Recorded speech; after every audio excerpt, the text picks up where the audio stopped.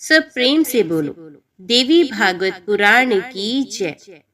व्यास जी बोले, हे राजन, उस भयानक वध को देखकर भगवान भृगु अत्यंत कुपित हुए और दुख से व्याकुल होकर कांपते हुए वे मधुसूदन विष्णु से कहने लगे, हे महाबुद्धिमान विष्णु, जो नहीं करना चाहिए वे पाप आपने जानबूझकर कर डाला। विप्र स्त्री के इस वध की तो मन से कल्पना करना भी अनुचित है। आप तो सत्व गुण से संपन्न कहे गए हैं, ब्रह्मा रजोगुणी और शिव तमोगुणी बताए गए हैं। तब आपने अपने गुण के विपरीत कार्य क्यों किया? आप तामसी कैसे हो गए, जिससे आपने ये घोर निंदनीय कर्म कर डाला?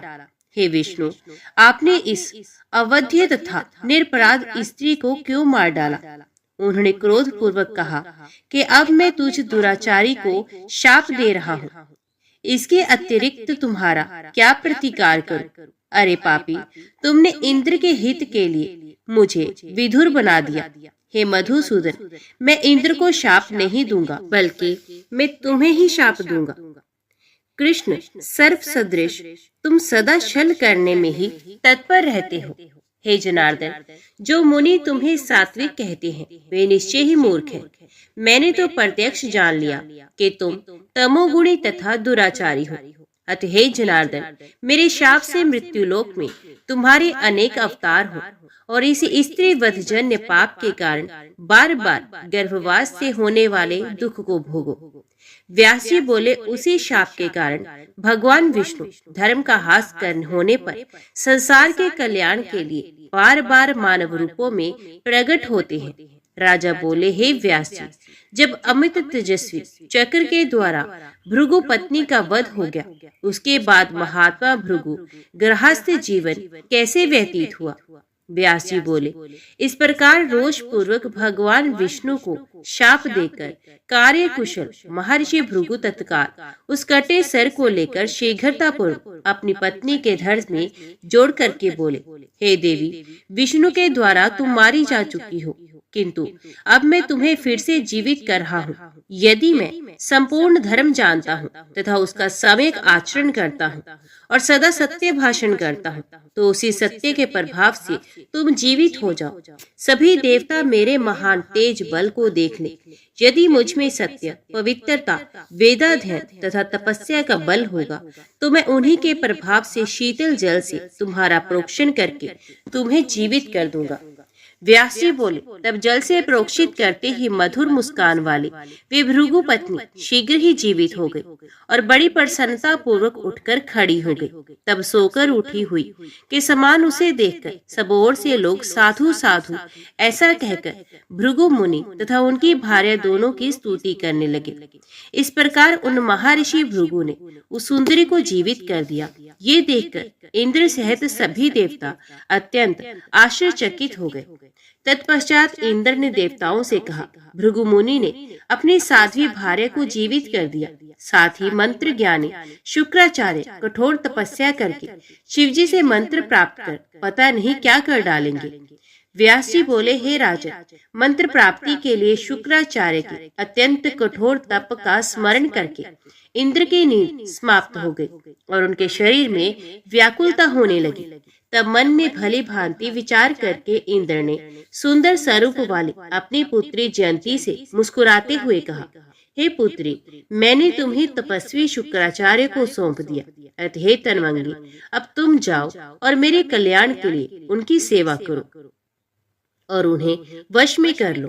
उस उत्तम आश्रम में शीघ्र जाकर उनके मन को प्रिय लगने वाले विविध उपचारों से उन्हें प्रसन्न करके मेरा भय दूर करो। विशाल नैनों वाली वे सुंदर कन्या पिता की बात सुनकर शुक्राचार्य के आश्रम में गई और वहां पर उसने मुनि को नीचे की ओर सैर करके धुएं का सेवन करते देखा। तब उनके तपोरत शरीर को देखकर और पिता की बात याद करके वे केले का एक पत्ता लेकर मुनि को पंखा करने लगी। तब से वे उनके पीने के लिए स्वच्छ जल लेकर आती और उनके समक्ष श्रद्धा पूर्वक उपस्थित किया करती। सूर्य के मध्य आकाश में होते हुए वे सुंदरी उनके ऊपर वस्त्र से छतरी बनाकर छाया कर देती। वे साध्वी सदा पातिव्रत्य धर्म का पालन करती। वे शास्त्र विहित दिव्य पके तथा मीठे फल लाकर खाने के लिए उन मुनि के समक्ष रख देती। वे कन्या उनके नित्य क्रम के संपादनार्थ पुष्प और तोते के वर्ण के समान पारदेश मात्र माप वाले हरे हरे कुश उनके आगे प्रस्तुत करती। उनके शयन के लिए वे कोमल कोमल पत्तों का बिछोना तैयार करती और फिर उन मुनि के प्रति आदर भाव रखकर धीरे धीरे पंखा झलने लगती। मुनि के शाप से भयभीत होकर वे जयंती उनके मन में विकार उत्पन्न करने वाला कोई हाव भाव प्रदर्शित नहीं करती थी। सुकुमार अंगों वाली तथा मृदु भाषण करने वाली वे कन्या उन महात्मा के मन के अनुकूल तथा प्रीति उत्पन्न करने वाले शब्दों से उनकी स्तुति करती थी। तत्पश्चात उनके जाग जाने पर आचमन के लिए जल लाकर रख देती थी। इस प्रकार सदा उनके मन के अनुकूल ही कार्य करती हुई उनके साथ व्यवहार करती थी।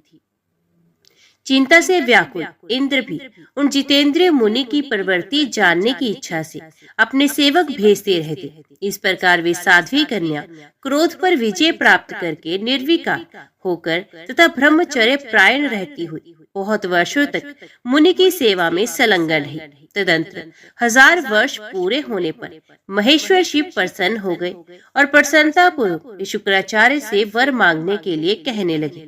ईश्वर बोले, हे ब्राह्मण, हे भृगुनंदन, जगत में जो कुछ भी विद्यमान है, आप जो सब देख रहे हैं तथा जो किसी की भी वाणी का विषय नहीं है, उन सबके स्वामित्व से आप युक्त हो जाएंगे, इसमें कोई संदेह नहीं। आप सभी प्राणियों से अवध्य होंगे, अब प्रजाओं के स्वामी तथा श्रेष्ठ ब्राह्मणों के रूप में प्रतिष्ठित होंगे।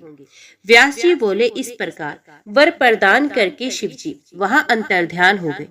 तत्पश्चात जयंती को देखकर शुक्राचार्य ने उससे कहा, हे सुश्रोणी, तुम कौन हो और किसकी पुत्री हो? मुझे अपनी अभिलाषा बताओ। हे सुंदरी, तुम यहाँ किस लिए आई हो? अपना कार्य बताओ। हे सुनैने, तुम क्या चाहती हो?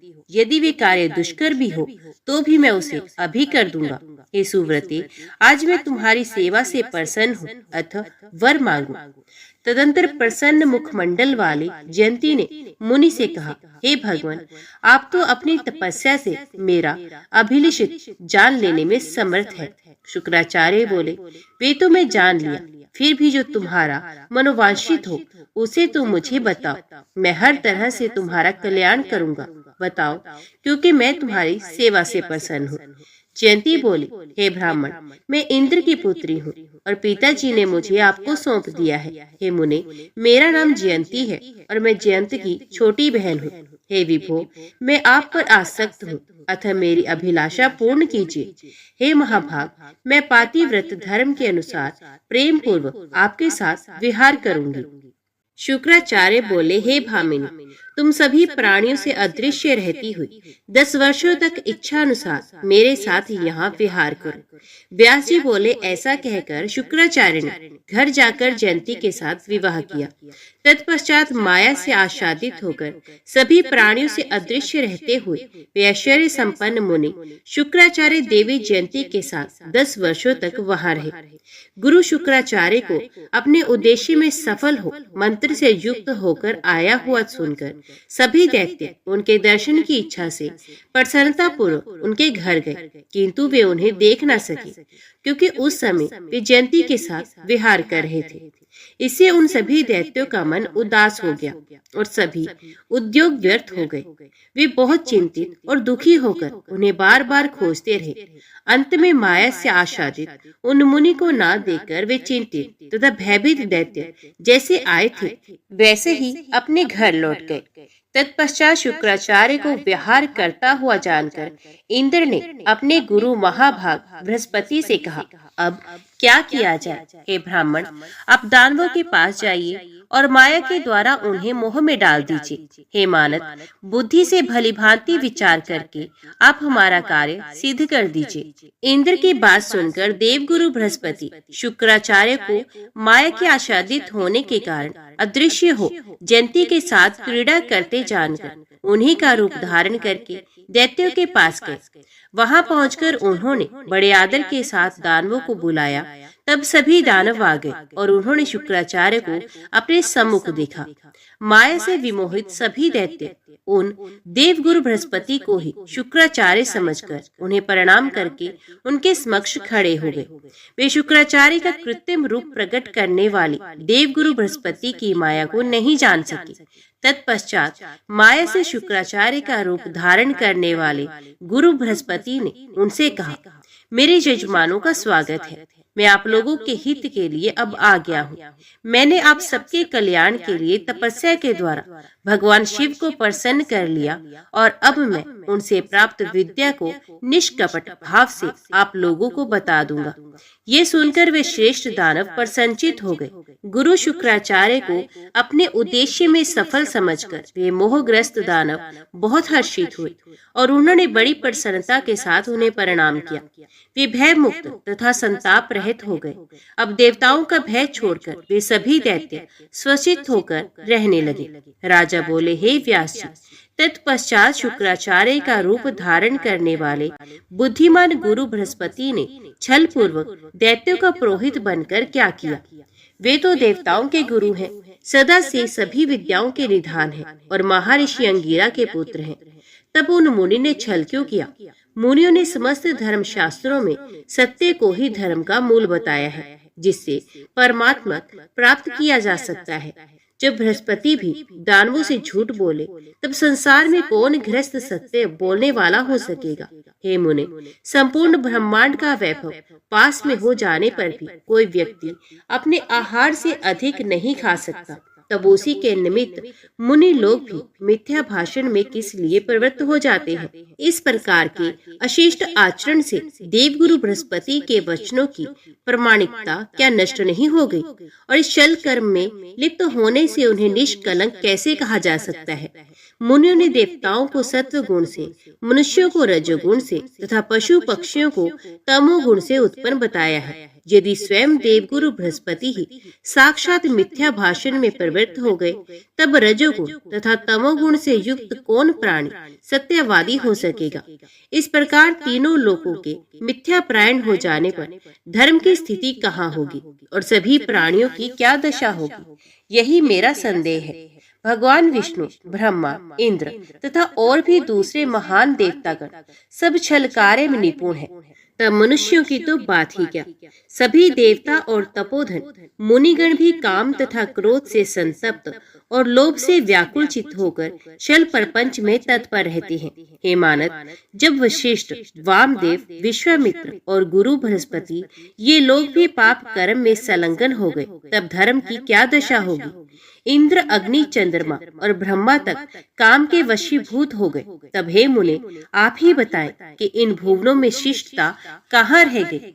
हे पुण्यात्मन, जब वे सब देवता और मुनि लोग भी लोभ के वशीभूत हैं, तब उपदेश ग्रहण करने के विचार से किसका वचन प्रमाण माना जाए।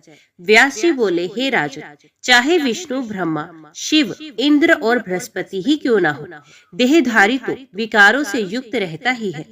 ब्रह्मा, विष्णु और महेश तक आसक्ति से ग्रस्त है। हे राजन, आसक्त प्राणी कौन सा अनर्थ नहीं कर बैठता। आसक्ति से युक्त प्राणी भी चतुराई के कारण विरक्त की भांति दिखाई पड़ता है, किंतु संकट उपस्थित होने पर वे सत्व, रज, तम गुणों से आबद्ध हो जाता है। कोई भी कार्य बिना कारण के कैसे हो सकता है। ब्रह्मा आदि समस्त देवताओं के भी मूल कारण गुण ही हैं। उनके भी शरीर 25 तत्वों से बने हैं, इसमें संदेह नहीं। हे राजन, समय आ जाने पर वे भी मृत्यु को प्राप्त होते हैं, इसमें आपको संशय कैसा। ये पूर्ण रूप से स्पष्ट है कि दूसरों को उपदेश देने में सभी लोग शिष्ट बन जाते हैं, किंतु अपना कार्य पढ़ने पर उस उपदेश का पूर्णतः लोप हो जाता है। जो काम, क्रोध, लोभ, द्रोह, अहंकार और डाह आदि विकार है, उन्हें छोड़ने में कौन सा देहधारी प्राणी समर्थ हो सकता है। हे महाराज, ये संसार सदा से ही इसी प्रकार शुभाशुभ से युक्त कहा गया है, इसमें संदेह नहीं। कभी भगवान विष्णु घोर तपस्या करते हैं, कभी वे ही सुरेश्वर अनेक प्रकार के यज्ञ करते हैं, कभी वे परमेश्वर विष्णु लक्ष्मी के प्रेम रस में सिक्त होकर उनके वशीभूत हो वैकुंठ में विहार करते हैं। वे करुणा सागर विष्णु कभी दानवों के साथ अत्यंत भीषण युद्ध करते हैं और उनके बाणों से आहत हो जाते हैं। उस युद्ध में वे कभी विजयी होते हैं और कभी दैववश पराजित भी हो जाते हैं। इस प्रकार वे भी सुख तथा दुख से प्रभावित होते हैं, इसमें संदेह नहीं। वे विश्वात्मा कभी योग निद्रा के वशीवर्ती होकर शेष शैया पर शयन करते हैं और कभी सृष्टि काल आने पर योग माया से प्रेरित होकर जाग भी जाते हैं। ब्रह्मा, विष्णु, महेश और इंद्र आदि जो देवता तथा मुनिगण हैं, वे भी अपनी आयु के प्रमाण काल तक ही जीवित रहते हैं। हे राजन, अंतकाल आने पर स्थावर जंगमात्मक ये जगत भी विनिष्ट हो जाता है। इनमें कभी कुछ भी संदेह नहीं करना चाहिए। हे भूपाल, अपनी आयु का अंत हो जाने पर ब्रह्मा, विष्णु, महेश, इंद्र आदि देवता भी विनिष्ट हो जाते हैं और सृष्टि काल आने पर पुण्य ये उत्पन्न भी हो जाते हैं। अतएव देहधारी प्राणी काम आदि भावों से ग्रस्त हो ही जाता है। हे राजन, इस विषय में आपको कभी भी विस्मय नहीं करना चाहिए। हे राजन, ये संसार तो काम क्रोध आदि से ओतप्रोत है। इनसे पूर्णत मुक्त तथा परम तत्व को जानने वाला पुरुष दुर्लभ है। जो इस संसार में काम क्रोध आदि विकारों से डरता है, वे विवाह नहीं करता। वे समस्त प्रकार की आसक्तियों से मुक्त होकर निर्भीकता पूर्वक विचरता है। इसके विपरीत संसार से आबद्ध रहने के कारण ही बृहस्पति की पत्नी को चंद्रमा ने रख लिया था और देवगुरु बृहस्पति ने अपने छोटे भाई की पत्नी को अपना लिया था। इस प्रकार इस संसार चक्र में राग लोभ आदि से जकड़ा हुआ मनुष्य गृहस्थी में आसक्त रहकर भला मुक्त कैसे हो सकता है? अतः पूर्ण प्रयत्न के साथ संसार में आसक्ति का त्याग करके सच्चिदानंद स्वरूपिणी भगवती महेश्वर की आराधना करनी चाहिए। हे राजन, ये संपूर्ण चराचर जगत उन्हीं के माया रूपी गुण से आच्छादित होकर उन्मत्त तथा मदिरा पान करके मतवाले मनुष्य की भांति चक्कर काटता रहता है। उन्हीं की आराधना के द्वारा सत्व आदि सभी गुणों को पराभूत करके बुद्धिमान मनुष्य मुक्ति प्राप्त कर सकता है। इसके अतिरिक्त कोई दूसरा मार्ग नहीं। आराधित होकर महेश्वरी जब तक कृपा नहीं करती तब तक सुख कैसे हो सकता है? उनके सदृश दयावान दूसरा कौन है? अतः निष्कपट भाव से करुणा सागर भगवती की आराधना करनी चाहिए, जिनके भजन से मनुष्य जीते जी मुक्ति प्राप्त कर सकता है। दुर्लभ मनुष्य जन्म पाकर जिसने उन महेश्वरी की उपासना नहीं की, वह मानो अंतिम सीढ़ी से फिसल कर गिर गया। मैं तो यही धारणा रखता हूँ। संपूर्ण विश्व अहंकार से आच्छादित है, तीनों गुणों से युक्त है तथा असत्य से बंधा हुआ है, तब प्राणी मुक्त कैसे हो सकता है? अतः सब कुछ छोड़कर सभी लोगों को भगवती भुवनेश्वरी की उपासना करनी चाहिए। राजा बोले, हे पितामह, शुक्राचार्य का रूप धारण करने वाले देवगुरु बृहस्पति ने वहां दैत्यों के पास पहुंचकर क्या किया और शुक्राचार्य पुण्य कब लौटे, वे हमें बताइए। व्यास जी बोले, हे राजन, तब गोपनीय ढंग से शुक्राचार्य का स्वरूप बनाकर देवगुरु ने जो कुछ किया वे मैं बताता हूँ, आप सुनिए। देवगुरु बृहस्पति ने दैत्यों को बोध प्रदान किया। तब शुक्राचार्य को अपना गुरु समझकर और उन पर पूर्ण विश्वास करके सभी दैत्य उन्हीं के कथनानुसार व्यवहार करने लगे। अत्यधिक मोहित चित्त से वे दैत्य बृहस्पति को शुक्राचार्य समझकर विद्या प्राप्ति के लिए उनके शरणागत हुए। देवगुरु बृहस्पति ने भी उन्हें बहुत ठगा। ये सत्य है कि लोभ से कौन सा प्राणी मोह में नहीं पड़ जाता। तब जयंती के साथ क्रीड़ा करते करते निर्धारित प्रतिज्ञा संबंधी 10 वर्ष की अवधि पूर्ण हो जाने पर शुक्राचार्य अपने यजमानों के विषय में विचार करने लगे कि मेरी राह देखते हुए वे आशावंतित हो बैठे होंगे। अतः अब मैं चलकर अपने उन अत्यंत भयभीत यजमानों को देखूं। कहीं ऐसा न हो कि मेरे उन भक्तों के सम्मुख देवताओं से कोई भय उत्पन्न हो गया हो। ये सोचकर अपनी बुद्धि स्थिर करके उन्होंने जयंती से कहा, हे सुनैने, मेरे पुत्र सदृश दैत्यगण देवताओं के पास कालक्षेप कर रहे हैं। प्रतिज्ञा अनुसार तुम्हारे साथ रहने का 10 वर्ष का समय पूरा हो चुका है। अतः हे देवी, अब मैं अपने यजमानों से मिलने जा रहा हूँ। मैं पुण्य तुम्हारे पास शीघ्र ही लौट आऊंगा। परम धर्म प्रायणा जयंती ने उनसे कहा, हे धर्मज्ञ, बहुत ठीक है, आप स्वेच्छा पूर्वक जाइए, मैं आपका धर्म लुप्त नहीं होने दूंगी। उसका ये वचन सुनकर शुक्राचार्य वहां से शीघ्रता पूर्वक चल पड़े। वहां पहुंचकर उन्होंने देखा कि दैत्यों के पास विराजमान होकर बृहस्पति उनका रूप धारण करके शांतचित्त हो छल से उन्हें अपने द्वारा रचित जिन धर्म तथा यज्ञ निंदा परक वचनों की शिक्षा इस प्रकार दे रहे हैं। हे देवताओं के शत्रुगण, मैं सत्य तथा आप लोगों के हित की बात बता रहा हूँ कि अहिंसा सर्वोपरि धर्म है। आतताइयों को भी नहीं मारना चाहिए। भोगपरायण तथा अपनी जीवा के स्वाद के लिए सदा तत्पर रहने वाले द्विजों ने वेद में पशु हिंसा का उल्लेख कर दिया है, किंतु सच्चाई ये है कि अहिंसा को ही सर्वोत्कृष्ट माना गया है। इस प्रकार की वेद शास्त्र विरोधी बातें कहते हुए देवगुरु बृहस्पति को देखकर वे भृगुपुत्र शुक्राचार्य आश्चर्यचकित हो गए। वे मन ही मन सोचने लगे कि वे देवगुरु तो मेरा शत्रु है। इस धूर्त ने तो मेरे यजमानों को अवश्य ठग लिया, इसमें संदेह नहीं। नरक के द्वार स्वरूप तथा पाप के बीज रूप उस उग्र लोक को धिक्कार है, जिस लोक रूप पाप से प्रेरित होकर देवगुरु बृहस्पति भी झूठ बोल रहे हैं, जिनका वचन प्रमाण माना जाता है और जो समस्त देवताओं के गुरु तथा धर्म शास्त्रों के प्रवर्तक हैं, वे भी पाखंड के पोषक हो गए हैं। लोभ से विकृत मन वाला प्राणी क्या क्या नहीं कर डालता, दूसरों की क्या बात, जबकि साक्षात देव गुरु ही इस प्रकार के पाखंड के पंडित हो गए हैं। श्रेष्ठ ब्राह्मण होकर भी ये धूर्तों की सारी भाव भंगिमाएं बनाकर मेरे इन घोर अज्ञानी दैत्य यजमानों को ठग रहे हैं। व्यास जी बोले, मन में ऐसा सोचकर उन दैत्यों से शुक्राचार्य ने हंसते हुए कहा, हे दैत्यगण, मेरा स्वरूप बनाए हुए इस देवगुरु बृहस्पति ने तुम लोगों को ठग लिया क्या? शुक्राचार्य मैं हूँ और ये तो देवताओं का कार्य सिद्ध करने वाले देवगुरु बृहस्पति हैं।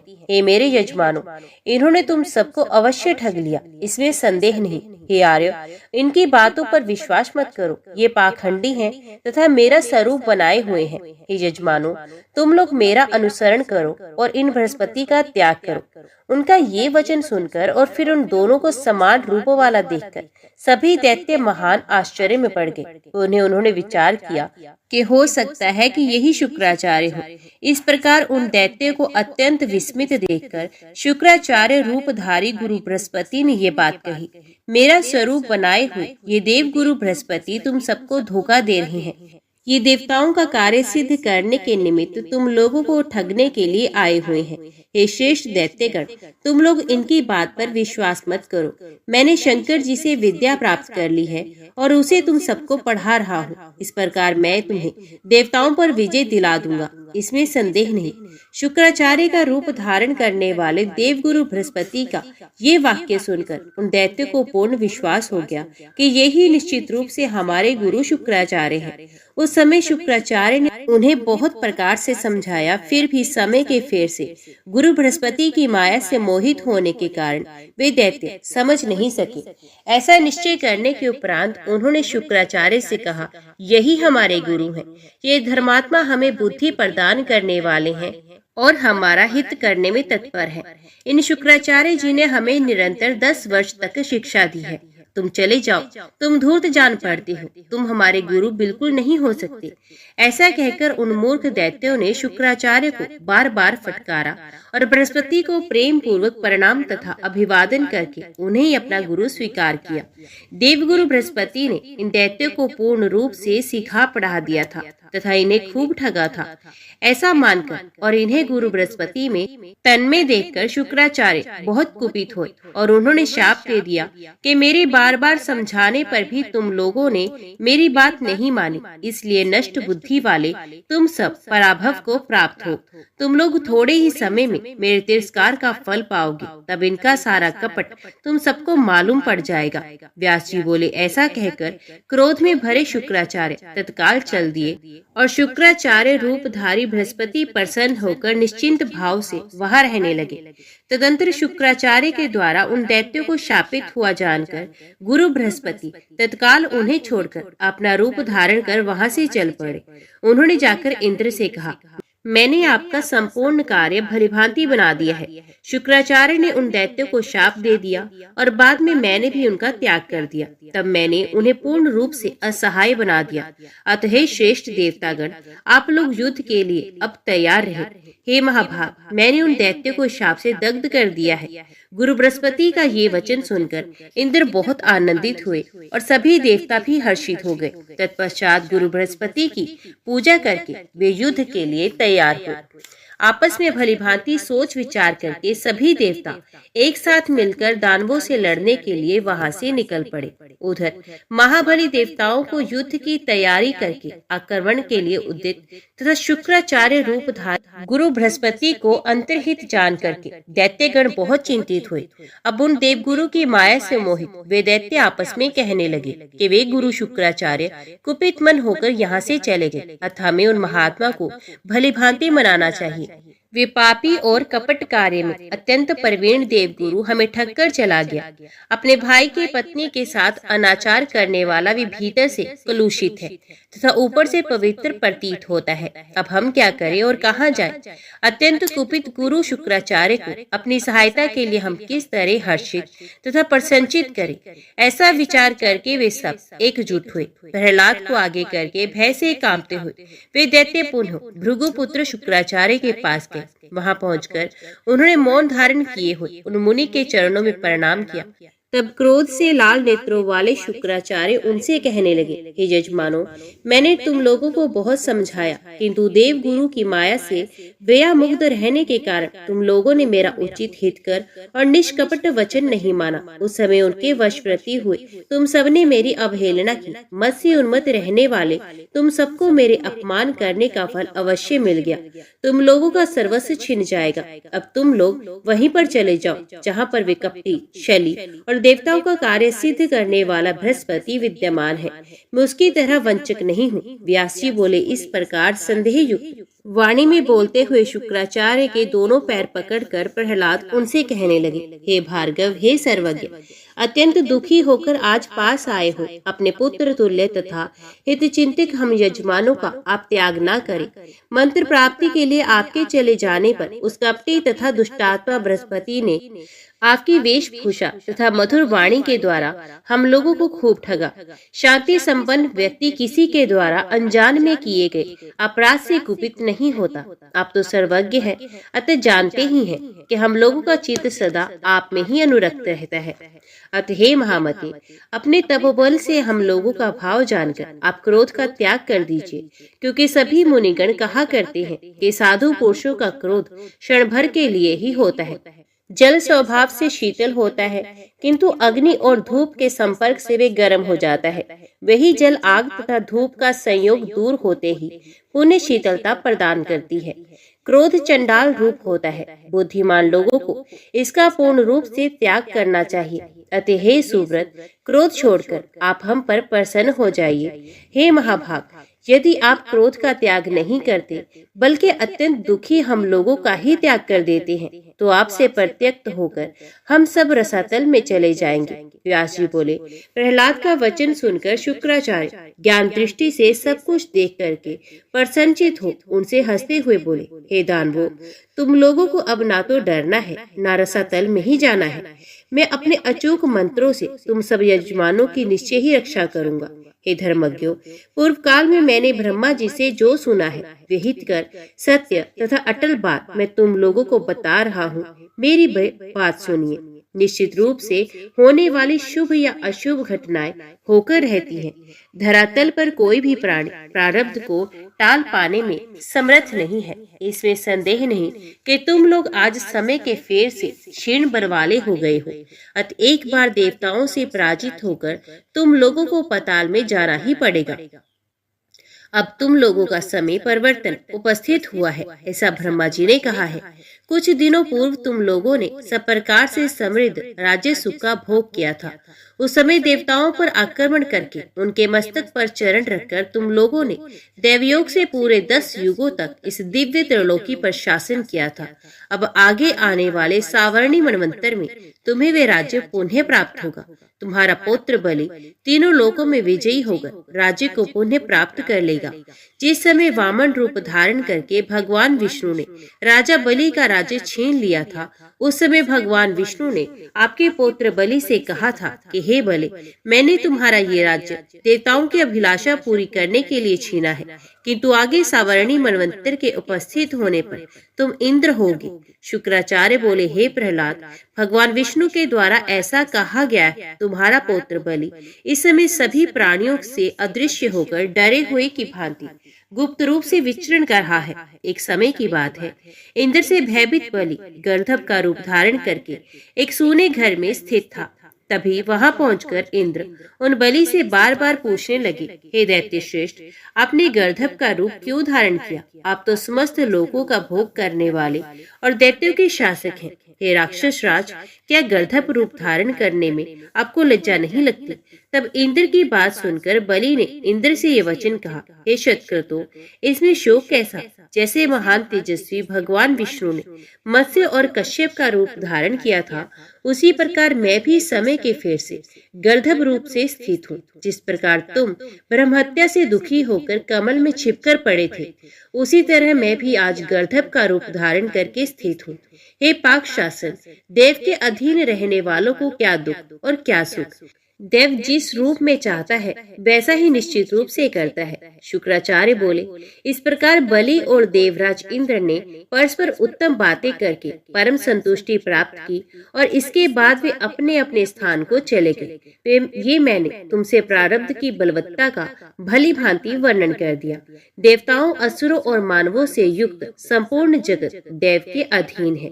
व्यास जी बोले, उन महात्मा शुक्राचार्य का ये वचन सुनकर राजकुमार प्रहलाद अत्यंत हर्षित हुए। प्रारब्ध को बलवान मानकर प्रहलाद ने उन दैत्यों से कहा, युद्ध करने पर भी विजय कभी नहीं होगी। तदंतर विजय की अभिलाषा रखने वाले उन दानवों ने अभिमान से चूर होकर कहा, हमें तो निश्चित रूप से संग्राम करना चाहिए। देव क्या है, इसे हम लोग नहीं जानते। हे दानवेश्वर, उद्यम रहित लोगों के लिए ही देव प्रधान होता है। देव को किसने देखा, कहाँ देखा, देव कैसा है और उसे किसने बनाया है? अतएव अब हम लोग बल का आश्रय लेकर युद्ध करेंगे। हे दैत्य श्रेष्ठ, हे महामते, आप सर्वज्ञ हैं, आप केवल हमारे आगे रहें। हे राजन, तब उन दैत्यों के ऐसा कहने पर महाबली शत्रु को भी मार डालने वाले प्रहलाद ने उनका सेनाध्यक्ष बनकर देवताओं को युद्ध के लिए ललकारा। दैत्यों को समरांगण में डटे हुए देखकर उन सभी देवताओं ने भी अपनी पूरी तैयारी कर ली और वे उनके साथ युद्ध करने लगे। तदंतर इंद्र और प्रहलाद का वे भीषण संग्राम पूरे 100 वर्षों तक चलता रहा।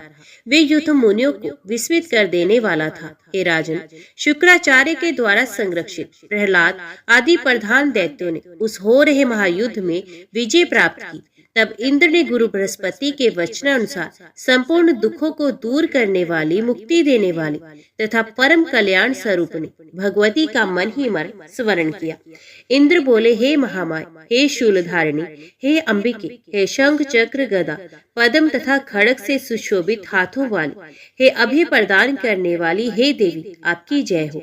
हे भुवनेश्वरी, हे शक्ति, हे शक्तादि 6 दर्शनों की नायिका स्वरूपिणी, हे 10 तत्वों की अधिष्ठात्री देवी, हे महाबिंदु स्वरूपिणी, हे माता, आपको नमस्कार है। हे महाकुंडलिनी स्वरूपे, हे सच्चिदानंद स्वरूपिणी, हे पंचकेशों में सदा विराजमान रहने वाली, हे आनंद कालिके, सभी उपनिषदों द्वारा स्तुत, हे माता, आपको नमस्कार है। हे माता, आप हम पर प्रसन्न होने की कृपा करें और प्रफुल्लित मुखमंडल वाली हो जाए। हे जननी, दैत्यों से पराजित हम निर्बलों की रक्षा कीजिए। हे देवी, एकमात्र आप ही हमें शरण प्रदान करने वाली हैं। आप संसार में प्रमाण स्वरूपा है। हे समस्त पराक्रमों से युक्त भगवती, हम लोगों का दुख दूर करने में आप पूर्ण समर्थ हैं।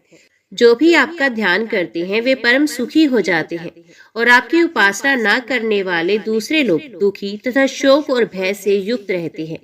मोक्ष की अभिलाषा रखने वाले, अहंकार शून्य तथा आसक्ति रहित संत लोग संसार सागर के असीम जल को पार कर लेते हैं। हे देवी, हे विश्व जननी, आप विस्तृत प्रभाव वाली हैं। भक्तों की रक्षा के लिए आप प्रकट हो जाती हैं। आप भक्त जनों का दुख दूर करने में समर्थ प्रताप वाली हैं। इस संपूर्ण जगत का संहार करने के लिए आप काल स्वरूपिणी हैं। हे अम्बे, कौन मंदबुद्धि प्राणी आपका चरित्र जान सकता है? ब्रह्मा, विष्णु, महेश, सूर्य, इंद्र, यम, वरुण, अग्नि, वायु, निगम, आगम तथा महातपस्वी मुनिगण भी आपकी अनुपम महिमा को जानने में समर्थ नहीं है। हे उमे, जो आपकी भक्ति में तत्पर है वे ही परम धन्य है और सांसारिक दुखों से मुक्त होकर सुख के समुद्र में डूबे रहते हैं। किंतु जो लोग आपकी भक्ति भावना से वंचित हैं, वे जन्म मरण रूपी तरंगों वाले दुख में भवसागर को कभी भी पार नहीं कर सकते। जिन भाग्यशाली लोगों के ऊपर स्वच्छ चवर डुलाए जा रहे हैं, जो हास विलास का सुख भोग रहे हैं तथा जो सुंदर यानों पर सवारी कर रहे हैं, उनके विषय में मैं तो यही सोचता हूँ कि उन्होंने पूर्व जन्म में अनेक विधियों से आपका पूजन किया है। पूजित होते हुए जो लोग उत्तम हाथियों पर विराजमान हैं, जो रमणियों के साथ आमोद प्रमोद में संलग्न हैं और जो विनम्र सामंतों के साथ चलते हैं, मैं मानता हूँ कि उन्होंने अवश्य आपकी पूजा की है। व्यास जी बोले, तब इंद्र की इस प्रकार स्तुति करने पर भगवती विश्वेश्वरी तुरंत प्रकट हुई। उस समय वे सिंह पर बैठी थी। वे 4 भुजाओं से युक्त थी। उन्होंने शंख चक्र गदा पद्म धारण किया था। उनके नेत्र सुंदर थे। वे लाल वस्त्र पहने थी और वे देवी दिव्य मालाओं से विभूषित थी। प्रसन्न मुखमंडल वाली भगवती ने उन देवताओं से कहा, हे देवताओं, आप लोग भय का त्याग कर दें। अब मैं आप लोगों का कल्याण अवश्य करूंगी। तब ऐसा कहकर सिंह पर सवार वे परम सुंदर भगवती तुरंत वहां चल पड़ी जहां अभिमानी दानव विद्यमान थे। प्रहलाद आदि सभी प्रमुख दानव भगवती को सामने स्थित देखकर भयभीत हो आपस में कहने लगे कि अब हमें क्या करना चाहिए। संभवत ये चंडिका भगवान नारायण से मिलकर यहाँ आई है। इसी ने महिषासुर का वध किया था तथा चंडमुंड का विनाश किया था, जिसने पूर्व काल में अपनी वक्र दृष्टि से मधुकैटभ का संहार कर डाला था। वे अंबिका हम सबको अवश्य मारेगी। इस प्रकार उन्हें चिंता से व्याकुल देखकर प्रहलाद ने उनसे कहा, हे श्रेष्ठ दानवों, इस समय हमें युद्ध नहीं करना चाहिए, बल्कि भागकर यहाँ से चले जाना चाहिए। तब भागने की चेष्टा करने वाले उन दैत्यों से नमुची ने कहा, हे जगन माता भगवती, कुपित होकर शास्त्रों से हम लोगों का संहार अवश्य कर देंगी। इसके बाद उसने प्रहलाद से कहा, हे महाभाग, आप ऐसा उपाय करें जिससे हम लोगों को दुख न मिले। उन भगवती स्तुति करके उनकी आज्ञा से हम लोग इसी क्षण पाताल के लिए प्रस्थान कर दें। प्रहलाद बोले, सृष्टि पालन और संहार करने वाली सभी प्राणियों की माता तथा भक्तों को अभय प्रदान करने वाली शक्ति स्वरूपा भगवती महामाया की मैं स्तुति करता हूँ। व्यास जी बोले, ऐसा कहकर परमार्थवेता विष्णु भक्त प्रहलाद दोनों हाथ जोड़कर जगत जननी भगवती की स्तुति करने लगे, जिनमें ये संपूर्ण चराचर जगत माला में सर्प की भांति प्रतीत हो रहा है। सबकी अधिष्ठान स्वरूपा उन्हीं मूर्ति धारिणी भगवती को नमस्कार है। ये स्थावर जंगमात्मक संपूर्ण विश्व आप से ही उत्पन्न हुआ है। जो दूसरे करता है वे तो निमित्त मात्र है, क्योंकि वे भी आपके बनाए हुए हैं। हे देवी, आपको नमस्कार है। हे महामाय, आप सभी प्राणों की जननी कही गई हैं। स्वयं आपके ही द्वारा बनाए गए देवताओं और दैत्य में आपका ये कैसा भेदभाव। पुत्र अच्छे हों अथवा बुरे, उनमें माता का कैसा भेदभाव। उसी प्रकार देवताओं और हम दैत्यों में आपको इस समय भेदभाव नहीं करना चाहिए। हे माता, दानव चाहे जिस किसी भी प्रकार के हो, किंतु वे आपके ही पुत्र हैं, क्योंकि आप पुराणों में विश्व जननी बताई गई हैं। वे देवता भी तो निश्चित रूप से वैसे ही स्वार्थी हैं जैसे हम दैत्यगण। देवताओं और दैत्यों में अंतर नहीं है, ये भेद केवल मोहजनित है। जैसे हम लोग धन स्त्री आदि के भोगों में दिन रात आसक्त रहते हैं, वैसे भी देवता भी तो विषय भोगों में लीन रहते हैं। अथे देवेश्वरी, असुरों और देवताओं में भेद कैसा। वे भी कश्यप जी की संतान है और हम भी उन्हीं कश्यप जी की संतान है। हे माता, ऐसी स्थिति में हमारे प्रति आपके मन में ये विरोध भाव कैसे उत्पन्न हो गया। हे माता, जब सबकी उत्पत्ति में आप ही मूल कारण हैं, तो इस प्रकार भेद करना आपके लिए उचित नहीं। देवताओं तथा हम दैत्यों में आपको समान व्यवहार रखना चाहिए। गुणों से संबंध होने के कारण ही संपूर्ण देवता तथा दैत्य उत्पन्न हुए। तब गुणों से युक्त केवल वे देहधारी देवता ही आपके प्रिय क्यों हैं? काम, क्रोध और लोभ सभी प्राणियों के भीतर सदा विद्यमान है, तथा कौन व्यक्ति विरोध भाव से शून्य रह सकता है। मैं तो समझता हूँ कि अपने विनोद के लिए आपने ही युद्ध देखने की इच्छा से निश्चय ही हम दैत्यों तथा देवताओं के बीच भेद उत्पन्न करके परस्पर ये विरोध भाव पैदा कर दिया है। अन्यथा अन्यथा हे देवी, भाइयों में परस्पर विरोध कैसा। हे चामुंडे, यदि आप दैत्यों तथा देवताओं में कलह देखना चाहती हो तो ये विरोध भाव नहीं होता। हे धर्मज्ञ, मैं धर्म को जानता हूँ और इंद्र को भी भली भांति जानता हूँ। तथापि हे देवी, भोग के लिए हम लोगों के बीच कलह सदा से होता रहा है। हे अंबिके, आपके अतिरिक्त संसार में कोई भी एक शासक नहीं है। कौन बुद्धिमान प्राणी किसी लोभी की बात पर विश्वास करेगा।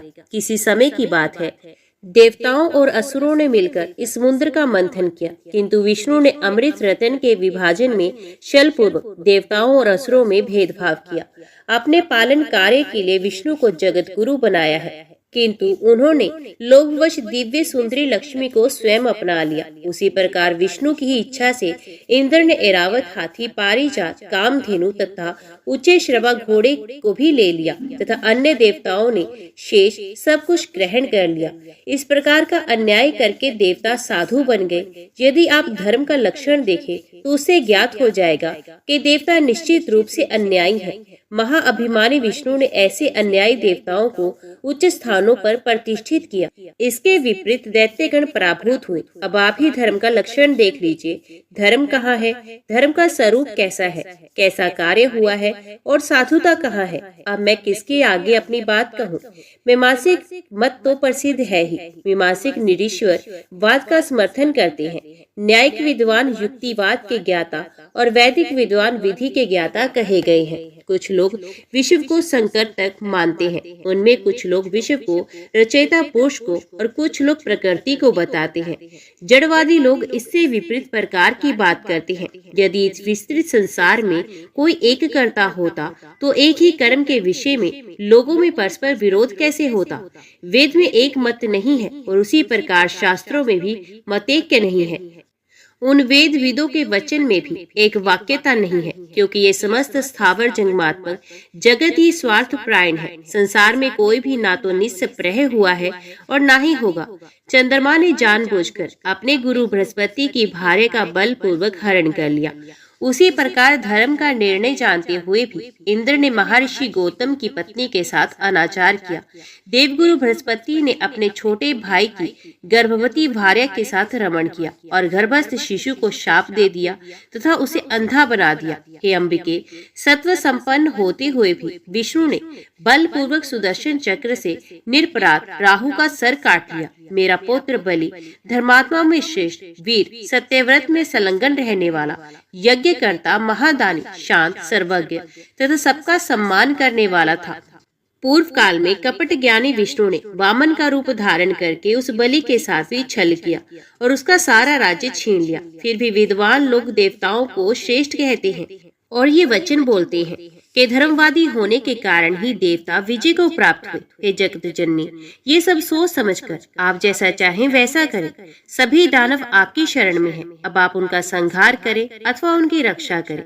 श्री देवी बोले, हे दानवों, तुम सब लोग पाताल चले जाओ और वहाँ पर निर्भय तथा शोक रहित होकर इच्छा अनुसार निवास करो। अभी तुम लोगों को समय की प्रतीक्षा करनी चाहिए। विकाल ही अच्छे या बुरे कार्य में कारण बनता है। परम संतोषी लोगों को सभी जगह सदा सुख ही सुख है, किंतु लोभ युक्त मन वाले लोगों को तीनों लोगों का राज्य मिल जाने पर भी सुख नहीं मिलता। सतयुग में भी नानाविध भोगों के रहते प्रबल कामना वाले लोगों का सुख कभी पूरा नहीं हुआ। अतः सभी दैत्य मेरी आज्ञा मानकर इस पृथ्वी को छोड़कर अभी पाताल में चले जाए और वहाँ निष्पाप होकर रहे। व्यास जी बोले, भगवती का ये वचन सुनकर सभी दानवों ने ठीक है ऐसा कहकर उन्हें प्रणाम किया और उनकी शक्ति से रक्षित होकर वे वहां से चल पड़े। तत्पश्चात भगवती अंतर ध्यान हो गई और देवता अपने अपने लोक को चले गए। उस समय सभी देवता तथा दैत्य वैर भाव छोड़कर रहने लगे। जो मनुष्य इस संपूर्ण कथानक को सुनता अथवा कहता है वे सभी दुखों से मुक्त होकर परम पद को प्राप्त करता है। जय माँ भगवती, जय माँ दुर्गा। आज के वीडियो में इतना ही। उम्मीद करती हूँ वीडियो आपको पसंद आई होगी। वीडियो पसंद आई हो तो वीडियो को लाइक और चैनल को सब्सक्राइब जरूर कीजिएगा। जय माता दी लिखकर कमेंट बॉक्स में अपनी हाजिरी और अपने सुझाव देना ना भूलेगा। तो मिलते हैं अगली कथा अगले अध्याय के साथ। तब तक के लिए देखते व सुनते रहिए। जय माँ गंजक, जय माता दी।